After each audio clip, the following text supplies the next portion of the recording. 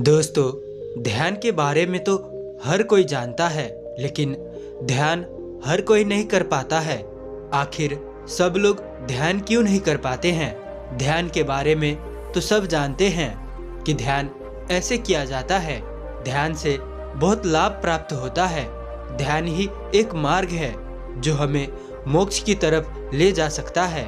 ध्यान से सब कुछ मिल जाता है, शांति, सुकून, बल्कि यहाँ तक कि इस दुनिया की सबसे बड़ी चीज ही ध्यान को ही माना जाता है।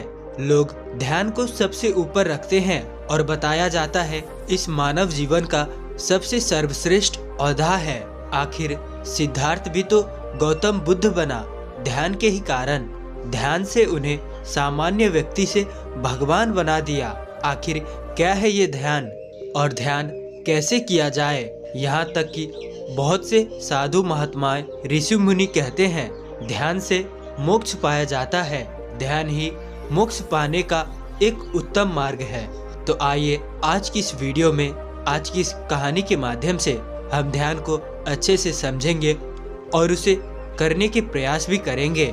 आज आपको सभी चीजें जानने को मिलेंगे, तो इसीलिए कृपया इस वीडियो में अंत तक जरूर बने रहें। तो इससे पहले आप वीडियो में खो जाए, वीडियो को लाइक और कमेंट में नमो बुद्धाय जरूर से लिख दें। आज के इस बौद्ध कहानी के माध्यम से आप जानेंगे ध्यान को आसान कैसे बनाया जाए, ध्यान को आसानी से हम कैसे कर सकते हैं। भगवान बुद्ध ने लगातार 6 वर्षों तक ध्यान को आसान बनाने का प्रयास करे थे और 7वें वर्ष में जाकर वो अपने ध्यान को आसान बना पाए। और जैसे ही उन्होंने ध्यान को आसान बना लिया तो घटना घट गई। एक बार की बात है, किसी गांव में एक लड़का रहा करता था। लड़कों की समस्या होती है ऐसे विचार जो लोग कहते हैं कि बुरे होते हैं। ये चीज गलत है, ऐसा मत करना, ये बातें बुरी बात है। जब तक हमें पता नहीं होता है कि क्या अच्छा है और क्या बुरा, तभी तक तो सब ठीक रहता है। परंतु जैसे ही हम ठप्पा लगा देते हैं कि ये अच्छा है और ये बुरा, यही सही है और ये गलत ही है, तभी से समस्या पैदा होना शुरू हो जाती है। उस लड़के ने कहीं से किसी से सुन लिया कि काम वासना बुरी चीज है और उसके बारे में सोचना उससे भी बहुत बुरा है, जिसके कारण वो परेशान रहने लगा, क्योंकि उसके मन में काम वासना के विचार आते रहते थे। क्योंकि वो अब किशोर अवस्था में प्रवेश कर चुका था और इस उम्र में सामान्य रूप से व्यक्ति को विपरीत लिंग प्रति आकर्षण होना, उनके विचार आना, महिला को स्त्री प्रति, स्त्री को पुरुष प्रति काम वासना के विचार आना सामान्य हो जाता है। लेकिन जैसा कि उस लड़के के मन में ये डाल दिया गया था कि काम वासना के विचार आना बहुत बुरी बात है और उसके बारे में सोचना ये तो और भी बुरा है। लेकिन होता क्या है, उसके माहौल के कारण, आसपास के परिस्थितियों के कारण उनके मन में काम वासना के विचार चलते रहते थे। दिन में 10-15 बार तो उसके मन में ऐसे ख्याल आ ही जाते थे। इस काम वासना के विचार को लेकर वो बहुत परेशान रहने लगा। वो सोचने लगा कि मेरे मन में ये अश्लील विचार आ रहे हैं, काम वासना के विचार खत्म ही नहीं हो रहे हैं, मैं ही बहुत बुरा इंसान हूँ। उस लड़के को अपने आप पर घृणा होने लगी और घृणा इतनी बढ़ गई, उसके मन में अशांति बढ़ने लगा। जब व्यक्ति में मन की अशांति बढ़ती है तो उसे शांत करने का भी इच्छा उनके मन में उठने लगा और मन को शांत करने का जो विकल्प आता है उसका नाम ध्यान होता है। उस लड़के को भी किसी के द्वारा यह पता चलता है कि हम अपने विचलित मन को ध्यान के द्वारा शांत कर सकते हैं, स्थिर कर सकते हैं और आनंद में जीवन व्यतीत कर सकते हैं। लेकिन उस लड़के को यह पता नहीं था कि ध्यान करने में एक समस्या है। अगर आप ध्यान करने का सही तरीका नहीं समझते हैं, सही विधि को नहीं अपनाते हैं या फिर ध्यान क्या है इस बात को सही से नहीं समझते, तो इसके द्वारा आपकी मन की अशांति उल्टा ही बढ़ जाती है। आपने यह प्रयास किया था कि आपकी मन की अशांति कम हो जाए, समाप्त हो जाए, परंतु आपकी तो ध्यान करने से मन की अशांति उल्टा ही बढ़ गई, जिस वजह से लोग ध्यान को बुरा समझने लगते हैं। उसको ध्यान से नफरत ही हो जाता है कि ये क्या बकवास की चीज है। मुझे ध्यान से तो और तनाव ही, चिंता, एंजाइटी होने लगती है। ये तो बकवास है, फालतू की चीज है। ध्यान वयान कुछ नहीं होता है। ध्यान करने से भला किसी का मन शांत होता है। मुझे तो बेवकूफ बनाया जा रहा है। मैं तो खुद इससे परेशान हूँ। बहुत लोगों का यह कहना बन जाता है क्योंकि उसने सही तरीके से ध्यान को नहीं समझा था, ध्यान के नियमों को ठीक से नहीं जाना था। उस लड़के के साथ भी ऐसा ही होता है। वह ध्यान करने का प्रयास करता लेकिन ध्यान नहीं होता। ध्यान भला करने का कोई चीज है? ये तो अपने आप होता है। केवल आपको खुद को तैयार करना होता है। लेकिन फिर भी लगातार लंबे समय तक ध्यान का प्रयास करने के बाद उस लड़के ने मान लिया कि ध्यान कोई समाधान नहीं है। ध्यान के द्वारा हम मन को शांत नहीं कर सकते। फिर उसे किसी ने बताया, यहाँ से कुछ दूर उस हिमालय में एक बौद्ध भिक्षु रहते हैं, उनसे ध्यान सीखो तो तुम्हें अपनी मन की अशांति से छुटकारा अवश्य मिलेगा। फिर लड़का सोचता है कि इतना प्रयास तो कर ही चुका हूँ, यह भी करके देख लेता हूँ। जाकर उन बौद्ध भिक्षु से मिलकर आ ही जाता हूँ, क्या पता शायद कुछ हो जाए। वह लड़का सन्यासी से मिलने उस दूर के पहाड़ी में चला जाता है। हिमालय की ऊंची चढ़ाई होती है, पर लड़का अपने दृढ़ संकल्प के साथ उस हिमालय की चढ़ाई को चढ़ जाता है। थका हारा वो लड़का उन बौद्ध भिक्षु के पास पहुंचता है और कहता है, हे महाराज, मुझे ध्यान सीखना है, क्या आप मुझे सिखा सकते हैं? मैंने ध्यान करने का बहुत ही प्रयास कर चुका हूँ। पहले तो मुझे लगा था कि ध्यान से सभी समस्या का समाधान हो जाता है, मेरा मन भी अशांत हो जाएगा।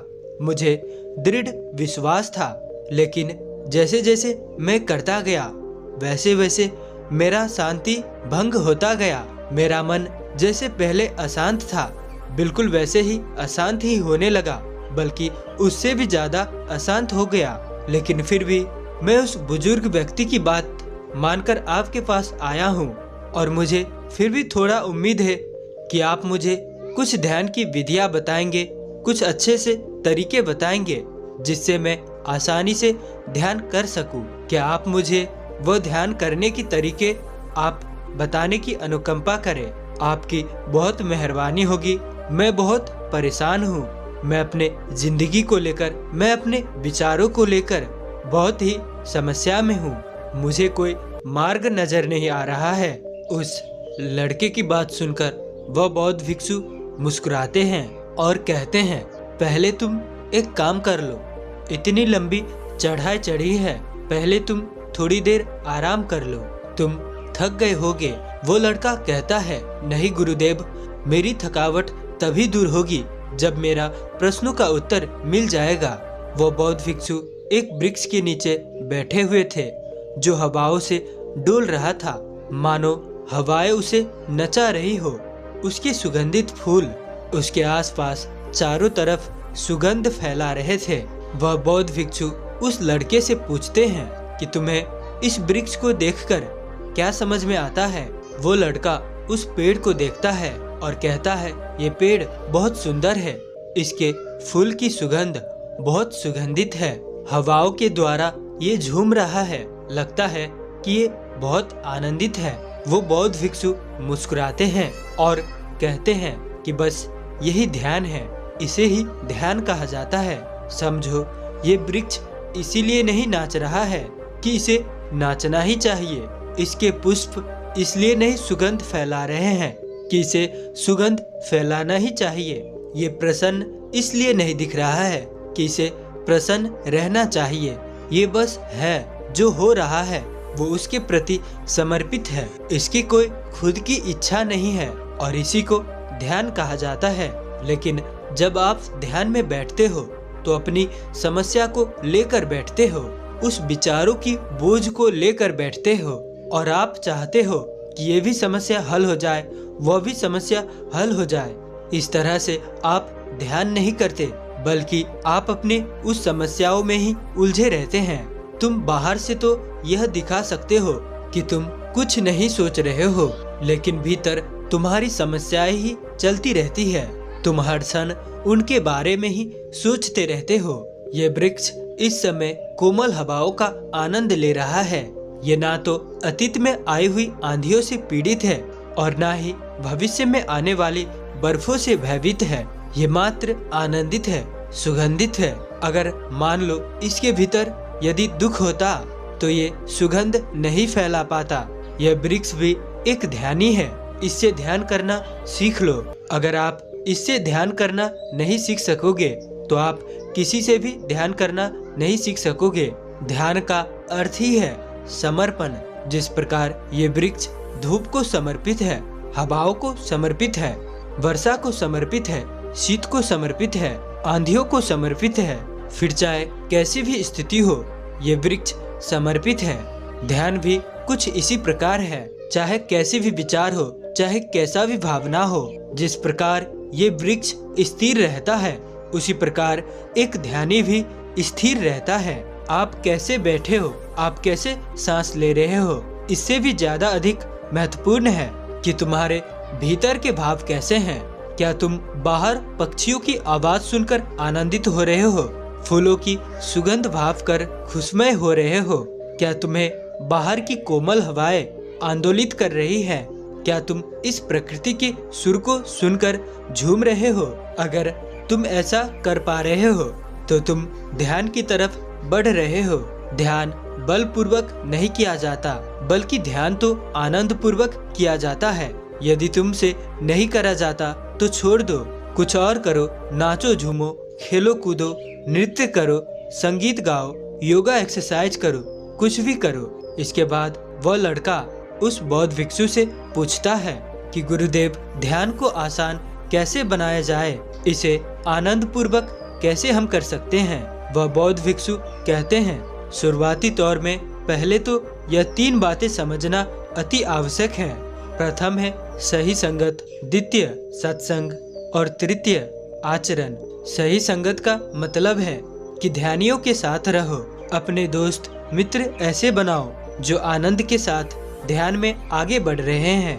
द्वितीय सत्संग, अच्छी बातें सुनो, सकारात्मक बातें सुनो जो तुम्हें ध्यान करने के लिए प्रेरित करे। तृतीय आचरण, तीसरा आचरण में आता है करुणा से जीना, किसी के लिए बुरा ना करना, ब्रह्मचर्य का पालन करना, सात्विक भोजन करना, संसार की सभी प्राणियों के ऊपर दया प्रकट करना। अगर तुम्हें हर समय ध्यान नहीं करा जाता तो तुम इस बात को भी समझो, तुम्हें जबरदस्ती प्रयास नहीं करना चाहिए, परंतु उस समय ध्यान से मत चूकना जब भीतर से आनंद उमड़ रहा हो, जब तुम अंदर से खुश महसूस कर रहे हो। उस समय ध्यान को तुम अनदेखा मत करना। यही ध्यान का सूत्र है, क्योंकि एक बार जिसने ध्यान को परख लिया, जिसने ध्यान का स्वाद चख लिया, वह ध्यान करना नहीं छोड़ सकता। उसका ध्यान खुद ब खुद होने लगता है। तो दोस्तों, इतना कहकर वो बौद्ध भिक्षु अपनी शिक्षाएं समाप्त करते हैं और कहते हैं, अब तो तुमने ध्यान का अर्थ समझ लिया, क्या और भी कोई प्रश्न तुम्हारा बाकी है? फिर वह लड़का कहता है कि नहीं भंते, अब मैं समझ चुका हूँ। जो मेरे मन में जो भ्रम था वो सभी समाप्त हो चुके हैं, स्पष्ट हो गया है। आपका बहुत बहुत धन्यवाद। इतना कहकर वह लड़का उस बौद्ध भिक्षु को प्रणाम करके अपने घर वापस लौट आता है और वो अपनी दैनिक दिनचर्या में ध्यान को आसानी से करते हुए अपने जीवन काल के अंतिम में वो मोक्ष को प्राप्त कर जाता है। दोस्तों, उम्मीद है कि आपको इस वीडियो से ध्यान के बारे में बहुत कुछ जानकारी स्पष्ट हुई होगी। तो इसीलिए वीडियो को लाइक और कमेंट में नमो बुद्धाय जरूर से लिख देना, और साथ ही साथ चैनल पर नए हैं तो चैनल को सब्सक्राइब करके घंटी बटन को भी जरूर से ऑन कर दीजिएगा। और अंत तक मेरे साथ इस वीडियो में बने रहने के लिए मैं किशन शर्मा आप सभी का दिल से बहुत बहुत धन्यवाद करता हूँ। तो चलिए मिलते हैं ऐसी किसी और नई वीडियो में, तब तक के